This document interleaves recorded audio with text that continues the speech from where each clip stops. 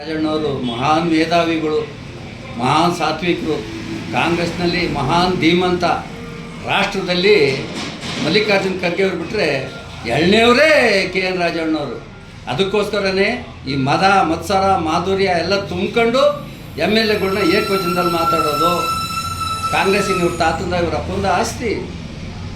ಕಾಂಗ್ರೆಸ್ ಕಾರ್ಯಕರ್ತರು ಎಲ್ಲವರು ಅಂತ ಇವತ್ತು ಗೊತ್ತಿಲ್ಲ ಅವ್ರಿಗೆ. ನೋಡಿದ್ರೆ ಕೆ ಎನ್ ರಾಜಣ್ಣವರು ಅಷ್ಟು ಸರ್ವಿಸ್ ಮಾಡಿದ್ದಾರೆ, ಅಷ್ಟೆಲ್ಲ ಅವರು ದುಡ್ದಿದ್ದಾರೆ, ಒಪ್ಕೊಳ್ಳೋಣ. ಆದರೆ ಏಕವಚನದಲ್ಲಿ ಮಾತಾಡೋದು ಅವ್ರ ಯೋಗ್ಯತೆಗೆ ತರವಲ್ಲ.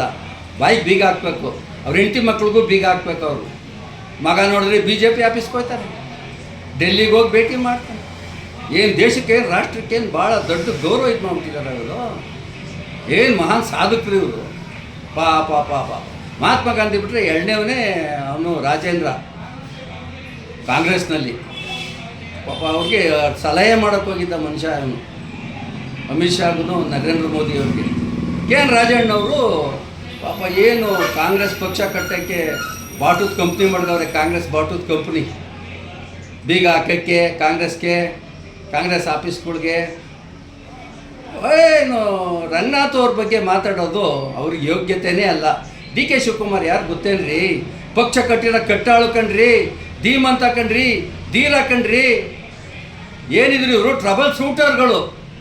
D K Shivakumar, D K Suresh trouble creator. ನೋಡಿ ಇವ್ರು ರಾಜಣ್ಣ ಮತ್ತು ಇನ್ನಿತರರು ಅವರೇ ಕೆಲವರು ಟ್ರಬಲ್ ಕ್ರಿಯೇಟ್ ಮಾಡೋಕ್ಕೆ, ಅವರೇ ಕಾಂಗ್ರೆಸ್ ನಾಶ ಮಾಡೋಕ್ಕೆ. ಇವ್ರಿಗೆ ನಾವೇನು ಹೇಳಬೇಕು?